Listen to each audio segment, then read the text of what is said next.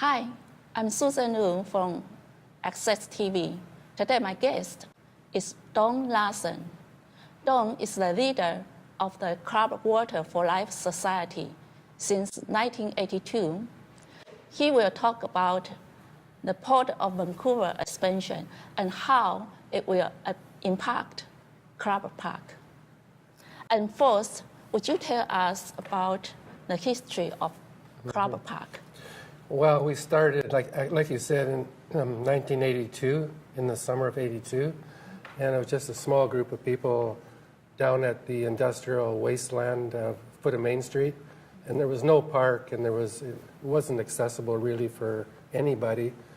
And somebody came up with the idea of getting a park down there, and I thought it was a pretty funny idea at first, and then I thought it's a great idea. And now we're 35 years later sitting here. Oh, so a lot of work. 1982 to start. Yeah, it's a lot of work, and I didn't do it all by myself, but I did a lot. And a lot of times I had to go to meetings. It was just me representing the community. What kind of challenge do you think the park will face by the Port of Vancouver expansion? Yeah, the Port of Vancouver is a federal crown corporation, and they're not great at listening to communities, and they have a lot of power to do what they want, and they've already permitted themselves to go ahead with a $400 million project in front of Crab Park. It's a heavy industrial pier for containers that would have a train going out to the end of the pier. It also involves the Sultan of Dubai, Dubai Port, which is an international shipping company with freighters. And the freighters are dirty too. They put out diesel fuel and sulfur, which are bad for people's lungs. Do you think there's some noisy? Yeah, there's also some noise involved. It'll be a 24/7 day and night operation down at the foot of Main Street in Vancouver, Central Waterfront. So it's going to disturb people that now live down there. People live in these artists' work lofts, and so they're going to be disturbed by both lights and noise. The Port of Vancouver, they downplay everything, and they do their own environmental studies. So I don't consider their environmental studies to be, tremendously accurate. And they broke the view, right? Yeah, the view is the thing that I guess is the most obvious.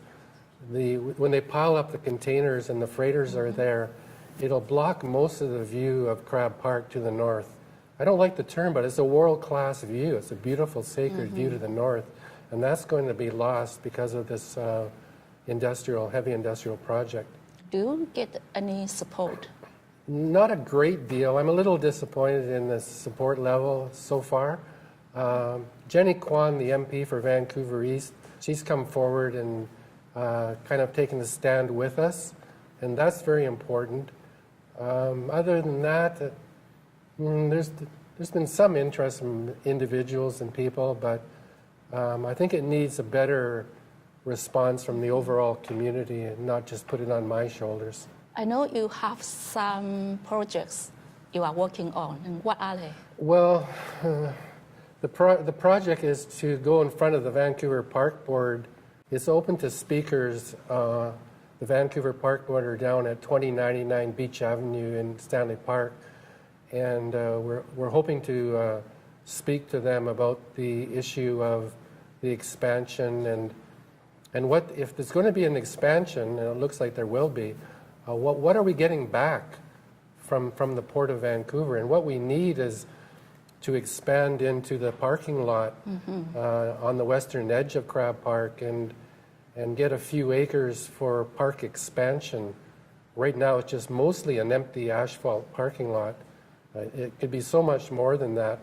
And on that parking lot we could hopefully at some point put a new building for local and with emphasis on Aboriginal artists, a new building for artists, sort of put an anchor in the park so that the community of downtown Eastside will continue to have some access to that park. Some road? The access question I think you're referring to is we need a better access at Columbia Street. We were supposed to get that 20 years ago from Port of Vancouver. They never provided it. They put in the silly zigzag ramp at the foot of Alexander and Main, which is useless for people in wheelchairs to get to the park. So they've never lived up to their commitment to provide proper access to Crab Park. So we need a new stairs elevator system at Columbia to quickly put people into Crab Park, easy access. On March 8th, you discussed your projects with the park board. What's the result of the meeting? Well, I'm disappointed to this point with the Vancouver Park Board. They've been very quiet on this issue for the last 3 years, and I thought they should speak out since they're supposed to be the park board. They need to take a stand with the downtown Eastside community and support the motions that have been put forward by the new COPE Park Board Commissioner John Irwin has put forward some motions to the park board. So that is what we're going to talk about. And it's open for speakers to join up with that if they so choose. And one more question. And who shall we contact to support your project? Well, savecrabpark.com is I think is our site to find out more information about who we are. And so that's one way of doing that. And they could contact the park board and get on the speakers list if they so choose to do so. And you mentioned that you have a meeting with the park board. Yeah. So everyone can join us. Yeah, you can be in the crowd and sit there if you want. To voice your voice Sorry. there, to have your voice there, right? Yeah. Everyone can join us Yep. in a A meeting. lot of people don't go to the park board. It's way down in English Bay, but nobody's stopping you if you want to get there. Okay. Save Crab Park. Thank you for your concerns for our environment and your concern for a crab park. I'm Susan Liu from Access TV. Thanks for watching.